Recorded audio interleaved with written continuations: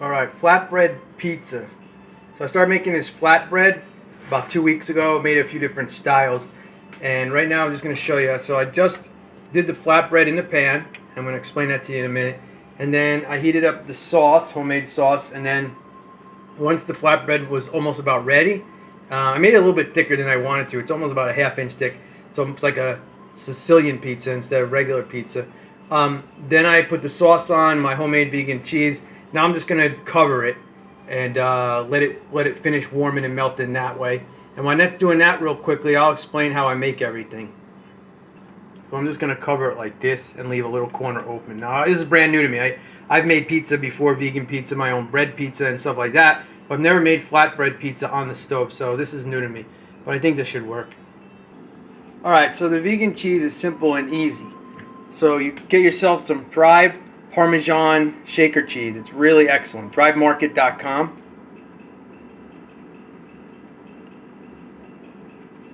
Alright? It's excellent. Tastes like the real thing. Get yourself some agar powder in a recycling #1 container. Alright? This is the brand. This is the only brand I've found that has a nice container. Everything else is in a foil. Okay, so what you do is get yourself, now I did it with water this time around, and it doesn't make too much of a difference. I might actually like it with water, but you can use almond milk or coconut cream or what other kind of non-dairy milk you like. Do a 15-ounce can. So since I didn't use it this time, I did a 15 ounces of water. Then I added an extra ½ cup of water, and that makes these molds work perfect. I think they're about 3 by 2 by 1 maybe, and there's 4 of them. So they're little block cheeses. This one's cut because I use it. So I used 1 1/4. I still got some left over there. All right, and there's 2 full ones here. Since I'm not going to get into it, but you can make herb cheeses. I put fruit in it. I put raspberry in it one time. I put red bell peppers, tomatoes. This is awesome. So what you're going to do is your ½ cup of water and 15 ounces of water, or your 15 ounces of non-dairy milk and your ½ cup of water. 3 to 4 tablespoons of this. You decide on the cheesiness and how you want it. 1 1/4 to 1 1/2 tablespoons of this. Again, I go less. I go about 1 1/4, and it still comes out fine. I'll show you what it comes out like that. If you go 2 tablespoons or 1 3/4, it's gonna taste too much like like, I don't know, gelatin, like kind of weird strangeness. This will be more cheesy. Feels like cheese, more cheese. So I went less after I learned how to make this more, and I went 1 to 1 1/2 tablespoons. This time around I went 1 1/4 tablespoons, and I think it comes out the best. So 1 1/4, 1 1/2, 3 to 4 tablespoons. Decide on the cheesiness and the flavor. A little bit of salt, a little bit of pepper, and that's it. Blend it all up. Pour it in a little pot with a whisk on medium heat, about 5 to 7 minutes. Get it bubbling and boiling because that activates the agar. Whisk it up, let it cool, whisk it up, pour it in your molds. In about 15-20 minutes in your fridge, you got cheese. And it's awesome. It has a little bit of a Parmesan mozzarella taste to it. And here's it cut over here. So you can see, it's really good. And it's more cheese-like here. If you do, like, the original recipe from the lady was a little bit different, and she uses 2 tablespoons, and it became too artificial, like too yucky, like texture to me. So I knocked it down, and this is perfect. So that's the cheese. Oh, and you know what I did this time around? Let me get it for you. So this cheese here is great for making block cheese, sandwiches, pizza. You could push it down with a knife a little bit and it will melt a little bit better. But what I heard and what she wrote about, and I tried it this time, I think I used about let me look at it. Maybe close to a teaspoon of this arrowroot flour, because it's supposed to help things melt. So we'll see if it helps it melt a little bit. But even if it doesn't really melt like gooey cheese, it still covers the pizza nice, and it's a really good cheese flavor. And it seems to be the simplest way to make a vegan cheese. You already got this wonderful vegan shaker cheese, and you turn it into a wonderful cheese, block cheese to put on crackers, veggie sandwiches, or whatever meal you want, really. So we're going to see. This is the first time I'm putting this in it. And I did about a teaspoon of it to see if that will help it melt a little bit. So that's it on the cheese. All right, the bread's simple. I'm going to do it with some other flours that I can get in containers. Right now they were out of stock, so I have this artesian bread flour, and it's excellent. It made a good flatbread. I did it many ways with like herbs in it, like rosemary and sage and roasted bell peppers and stuff like that, right on the stove, just like I made the bread here tonight.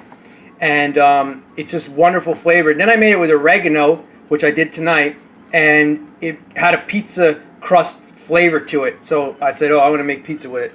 Pinch of this coconut sugar. You put this in after you add the water. You can use either or. I prefer this when I'm doing Italian stuff. When I'm doing something non-Italian and I want buttery flavor, I'll use the coconut oil. Salt the flour to your taste. Pepper it to your taste. Now, you can make this as large as you want. So if you have a family or even yourself, you want like minimum 2 cups of flour. If you have a family, you probably want to do like maybe 3 to 4 cups of flour.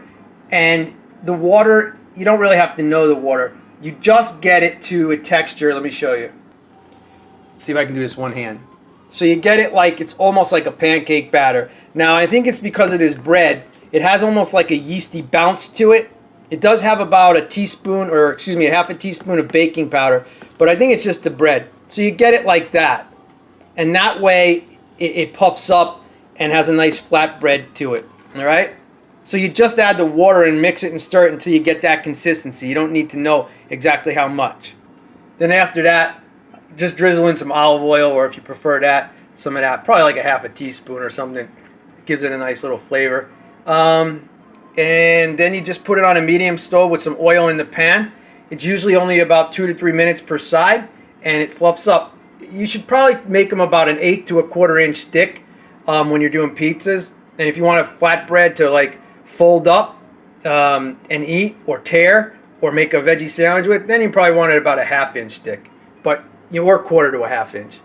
And that's about it. I think that's it on the bread and all that. So let me see how this pizza's coming out. Now, I always say 1 meal a day, raw, as best I can, vegan, non-GMO, organic. Try to buy only anything that's recyclable. I had to go with this time because they didn't have my glass one. So I have this. Otherwise, you know, this ain't recyclable. It's like some kind of cardboard, plastic, and they don't take that kind of stuff anymore. So stay away from that. Everything else is a number 1 or glass. These bags say they're recyclable, but again, I have containers like this company right here, but they were out of stock on my oat and rice flours, so that's why I don't have flour in a container this time. And I do have coconut flour, but it's hard to work with, so try to do your best recycling 1 meal a day, non-GMO, organic, as raw as you can. So here you go over here. Here's a nice salad. I'm going to show you something else after this. Here is organic lettuce and kale, and some oranges, and a little bit of that cheese on top, and some black pepper. All right. I threw some fresh basil from my indoor garden and some tomato. I put some extra cheese and tomato that were left over on the salad. So that's my 1 meal a day dinner. Looks good, right? So I'll let that cool for a second, and I'll show you something that you might be interested in. You can get these racks online, Walmart, Hyper Tough, $53. They're excellent. 16, 3 feet, 6 feet high, adjustable shelves. As you can see, I got the grow lights are also from Walmart. There is cucumbers growing down there. There's some strawberries. There's some little bell peppers. There's a flower section that I had to use. Some more bell peppers. And there's some herbs, strawberry, celery, Brussels sprouts over there, cilantro growing, the basil that I keep cutting, sage that I keep cutting. That's the oregano I'm waiting to get a little bit more mature. That was my rosemary that I keep cutting.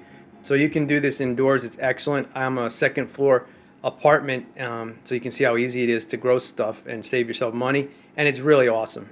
All right, so here we got some large bell pepper. The other one was mini bell pepper, and here's different kinds of tomatoes. It's Roma, Campari, I think, and grape. Some more cucumbers, some celery, some parsley. That's potatoes, red potatoes. That's social garlic. It's kind of cut down now because you can use everything, the stem, the flower, and the leaves. So I'm waiting for the leaves to grow back. And it's excellent because it's social garlic. So you cut these leaves right here, and they're mild flavor, and they work excellent, excellent, excellent. Now, real quickly, when it comes to both size peppers and all the tomatoes, store-bought, organic, and non-GMO tomatoes, potatoes, and peppers. I eat them and I plant the seeds. All right, so you can do that. You could buy seeds if you want, like the cucumbers and everything else, and the celery. But if you want to do like potatoes, peppers, and all different kinds of tomatoes, you can go to the store.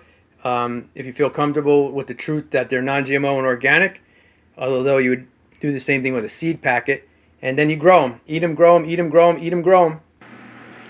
So you won't see any lettuce or spinach or radish right now because there's no room, because strawberries are taking up everything.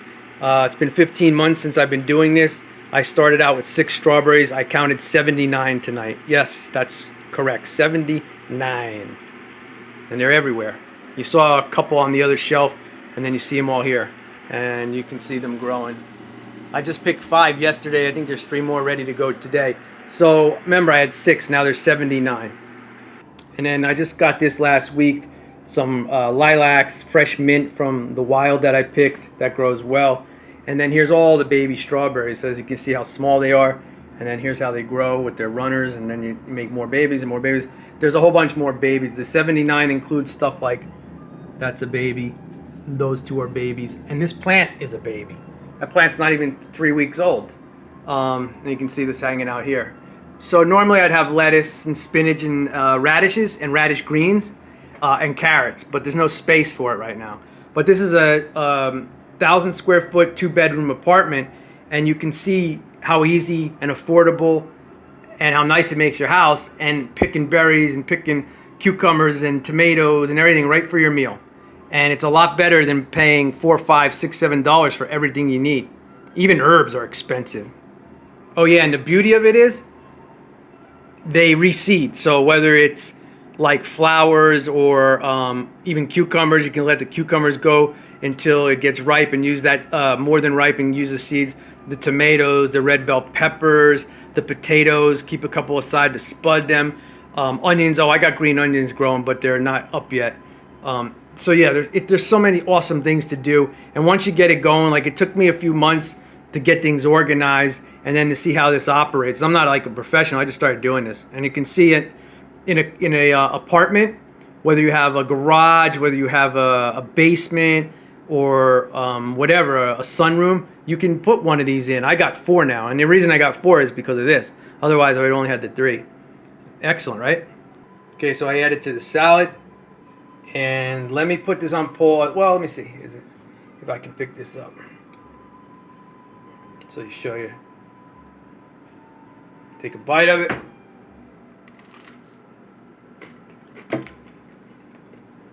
Oh yeah.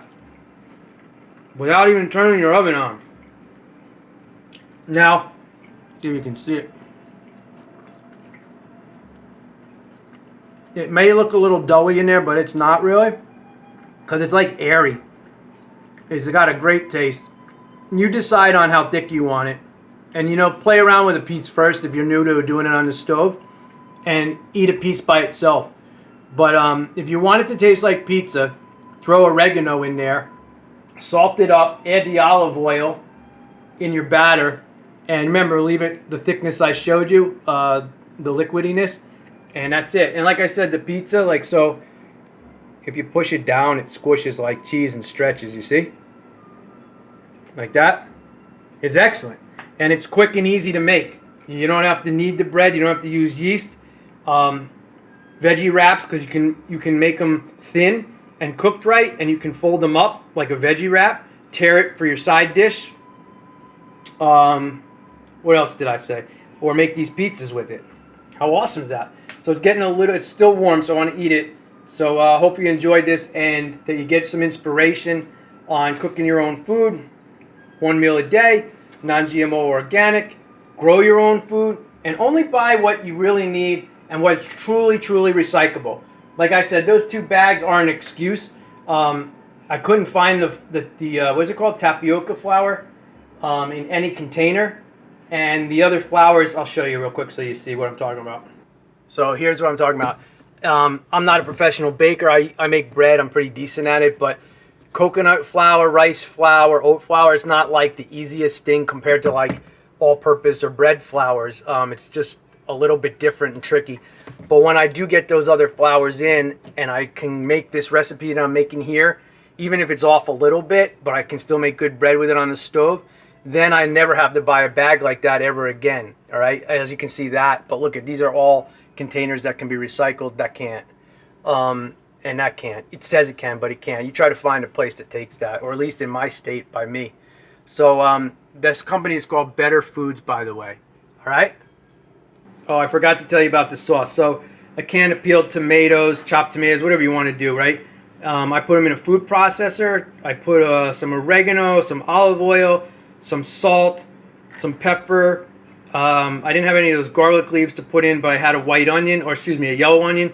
I put a little bit of yellow onion in, and I said the olive oil, right? Salt, pepper, and the oregano was dried oregano because mine's not mature yet. And you just blend it up in the processor. You could use a blender, I guess, no big deal. And then you have some sauce, and it's excellent. All right? All right, that's it. I'm going to eat this and enjoy it. My fresh basil, my tomatoes, Campari tomatoes.